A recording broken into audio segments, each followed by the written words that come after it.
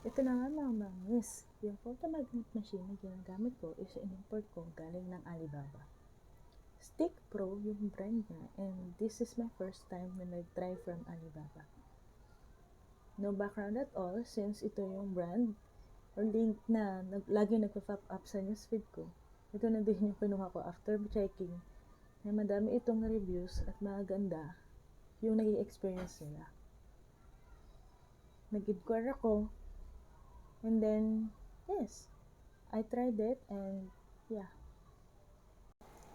Bali, ito yung naging exchange ng conversations namin through my inquiry. And sobrang satisfied ako kasi napakadali nila mag-response and willing talaga sila na mag-answer sa lahat ng questions mo. And literally very accommodating. Yan. As you can see, ito yung price ng machine and inclusions na binili ko. And then, dito ako nag-alangan kasi wala akong alam na shipping partner. So, nag-try lang ako sa Facebook, and then nakita ko yung StratQuad, pero since hindi sila masyado nagre-response agad, naghanap ako ng iba.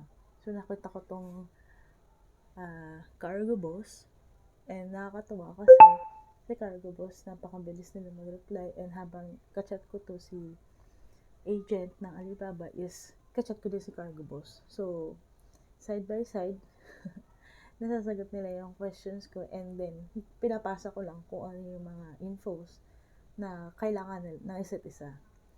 So, ayun, binayaran ko din siya agad, actually, through my credit card, using credit card. May charge lang nga siya, pero minimal lang naman. And then, so, binayaran ko din siya agad that day. And sobrang naging smooth lang talaga yung process ng pag-order ko, ng inquiry. And then, ayun, sabi niya, kinabukasan din, i-arrange na din itong order ko na ma-ship doon sa branch nung Cargo Boss na magdadala dito sa Pilipinas. Ayan, so ito yung total. 2 boxes siya.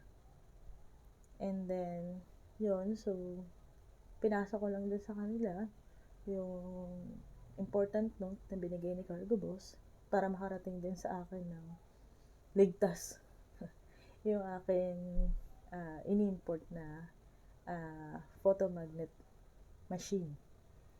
And then, yan, sobrang nakakatuwa si agent kasi talagang nag-update siya kahit hindi ko na siya masyadong tinatanong. And then, ito, binigyan niya ako ng sneak peek ng machine na ipapadala niya. So, ito talaga yung na-receive ko. Ayan. Tinesting niya muna ito bago niya ilagay sa box para mapadala sa akin. Talagang tested yan. Sinemake sure nila na maayos yung machine na ipapadala nila bago nila i-ship. So, medyo nag-loading lang itong video ni Alibaba yan. And yeah, sobrang excited talaga ako nung kasi pinapakita niya pa lang sa akin yan. Gusto ko na mag-start. Pero yun, yan, nakakatawa kasi first time ko sa Alibaba, pero sobrang smooth na yung naging experience ko. And legit siya. Talagang mag-inquire ka lang, and lahat naman ng questions mo is masasagot. And make sure lang na agent o yung supplier na makuha mo is legit. Kasi meron ako nababasa na hindi legit, so talaga titignan mo lang. So, nag-check din ako kung gaano kapal yung papel na tinatanggap ng machine at saka ng mismong photomagnet. So, ang sabi niya is 120 grams na photo paper. Matte pa nga yung sinasabi niya. Then, nag-inquire ako kung magkano, but still, since nag-start pa lang ako, try ko yung iba't ibang paper na gagana. Hindi na muna ako nag-order. Yung machine na lang muna. And yun, ah, ready-made na yung talagang i-ship na lang sa akin yung machine. Ayan. Ready na siya. Na-arrange niya na. And sobrang thankful ako kasi parang a day after lang, tapos na. Tapos na yung conversation namin na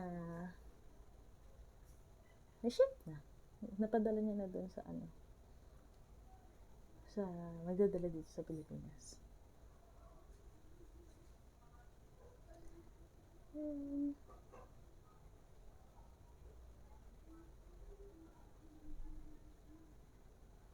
So, after a month, na-receive ko siya.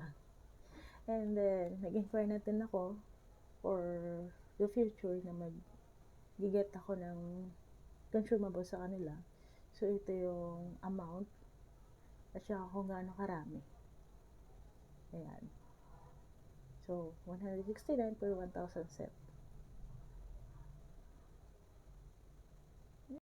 Thank you for watching.